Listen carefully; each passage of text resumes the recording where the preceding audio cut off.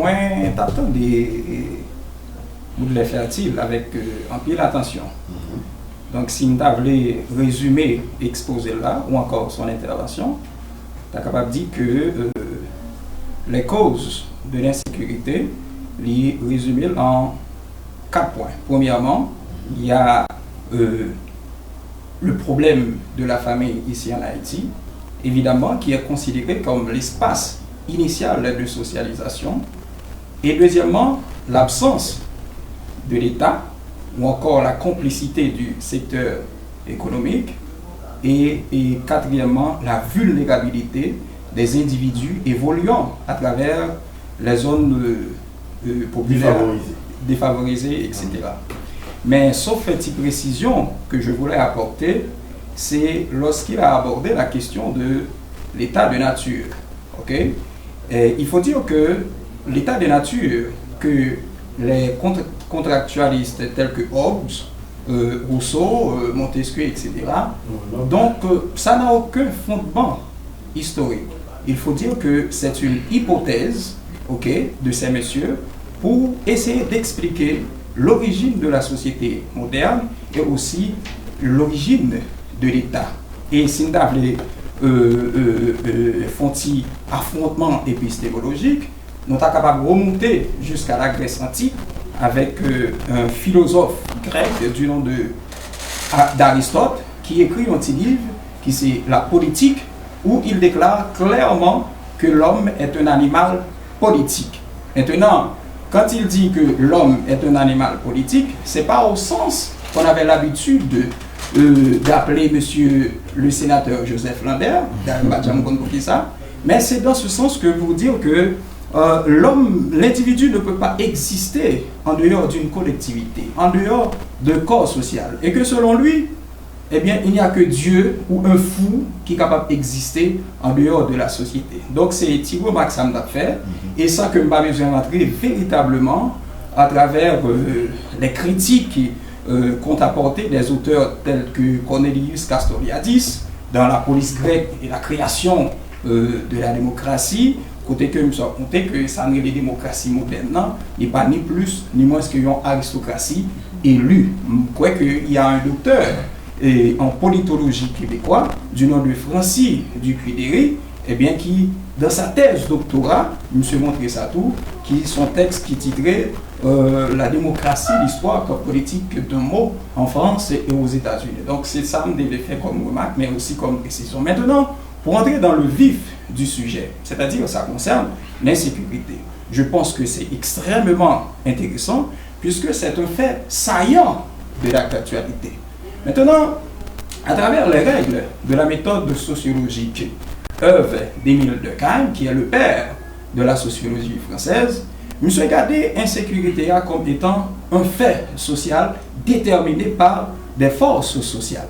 Il y a aller plus loin pour dire que le crime ou encore la criminalité, c'est un phénomène normal puisqu'elle est présente à travers toutes les sociétés humaines. Mais je pense que lorsque l'insécurité atteint son paroxysme, arrivé à un point excessif, donc cela devient tout simplement pathologique. Ici en Haïti, la question de l'insécurité ou la criminalité a toujours été présente au sein de la société haïtienne.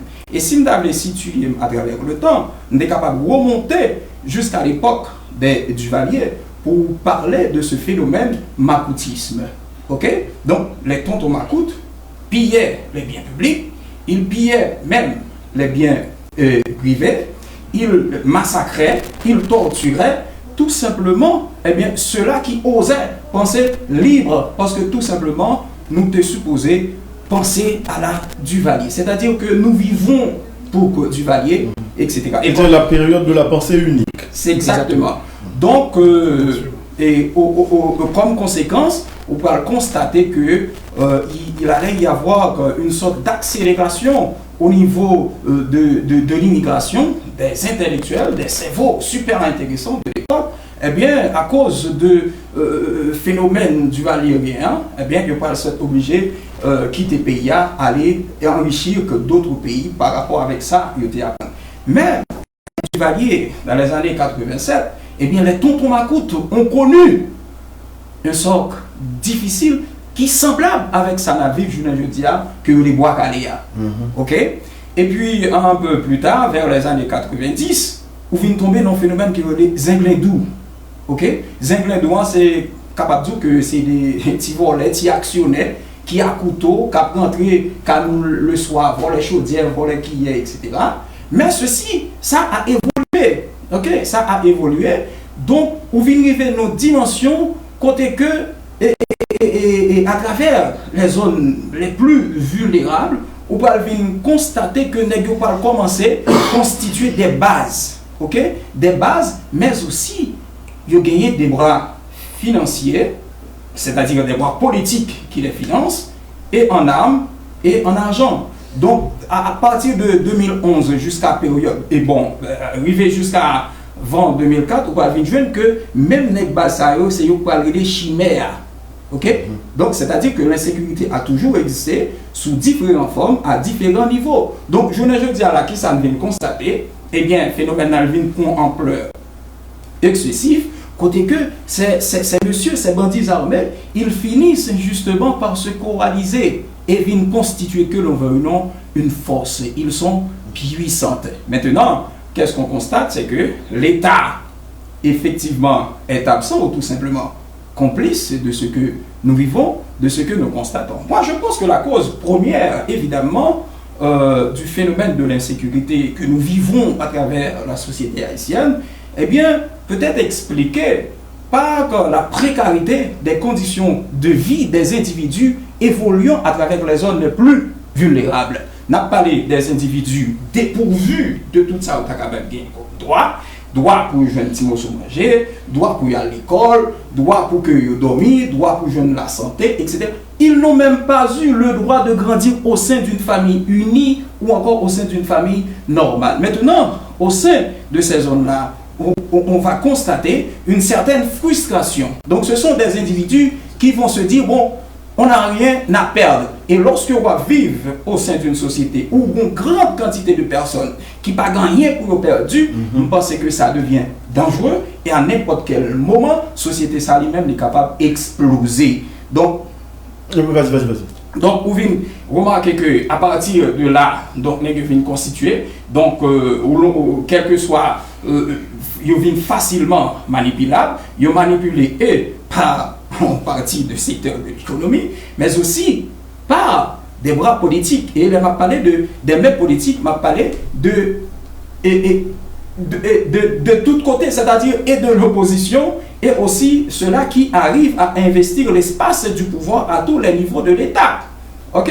Maintenant, où vient tomber l'ensemble de capable lorsque l'État est absent, où vient tomber l'ensemble de capable l'hypothèse de Hobbes, l'état de nature. C'est-à-dire que les individus, ils existent dans la conception de Hobbes qui dit que, bon, sous forme de chien manger chien, c'est la loi du plus fort. Donc l'homme est un loup. Homo homini lupus. Exactement. L'homme est un loup pour l'homme. Maintenant, pour quitter cet état de nature, qui est une hypothèse, bien sûr, eh bien, Hobbes proposait que ces individus-là se réunissent et donner naissance avec l'État. Mais c'est sauf que moi, je ne suis pas partisan de l'État proposé par Hobbes.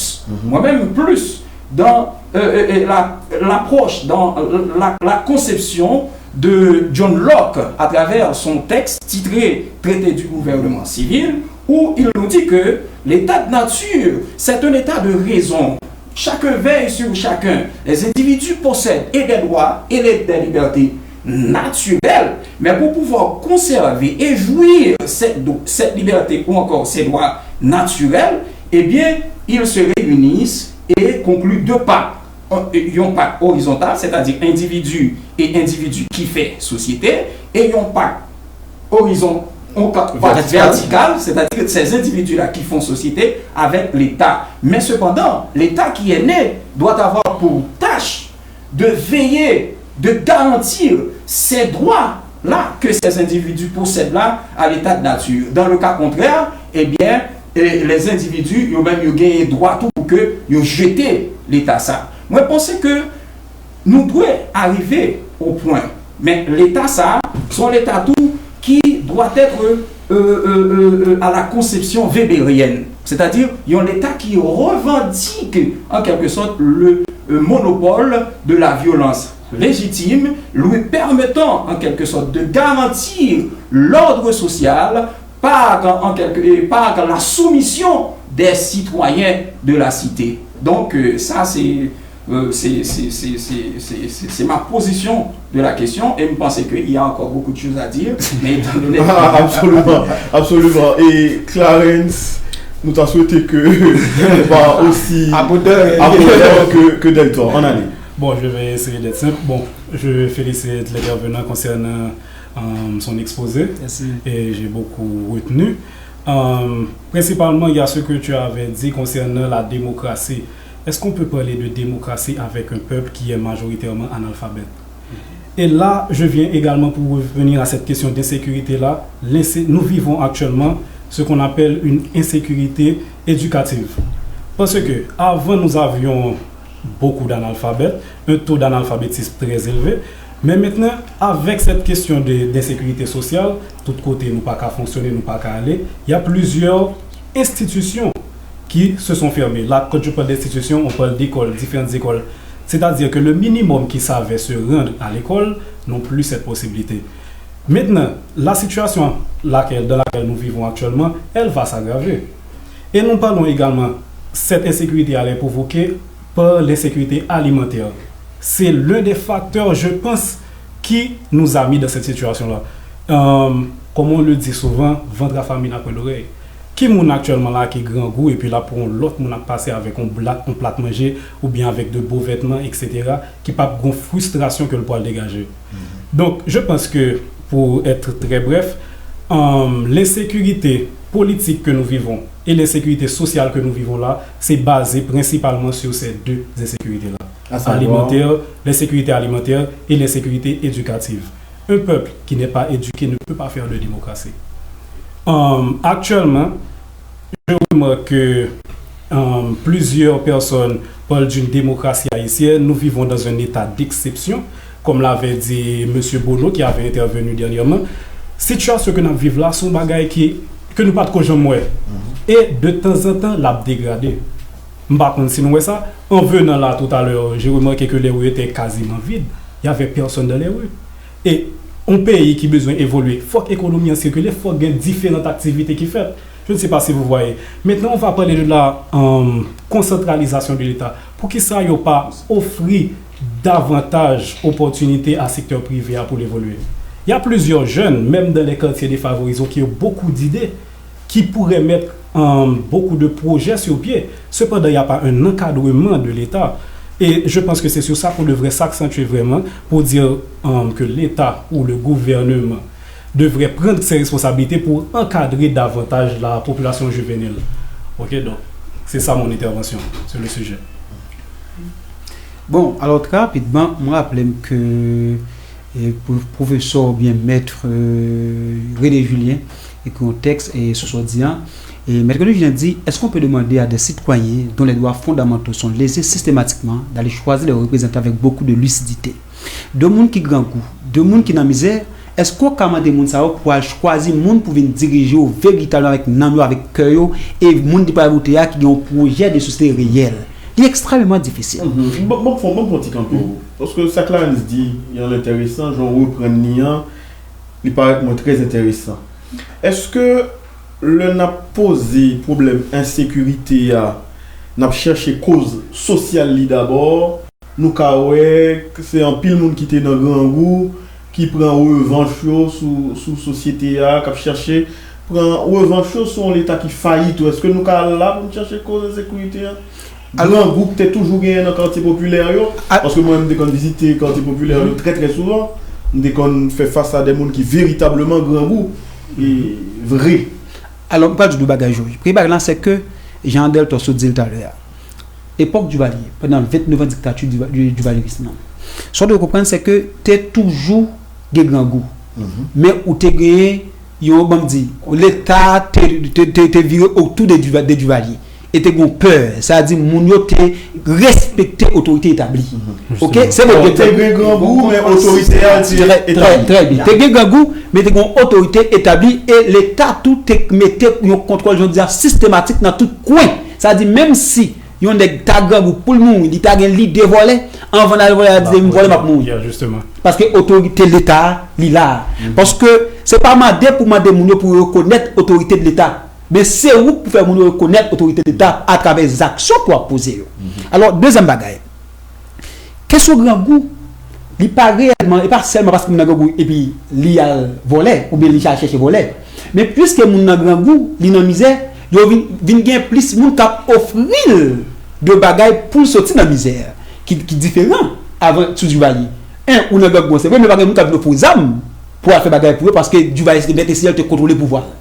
Qui diffère notre système démocratique que un nous mal appréhendé un moun dans gangou deux il y a une faire monger d'où azam et l'argent ça dit moun nan véritablement pas suffisamment de capacité pour résister face avec ensemble de offres ça qui a profil là et c'est là qu'ils sont allés et c'est comme jour oui question vulnérabilité à pauvreté à grand goût li c'est une cause qui alimente on dit des situations sécuritaires pays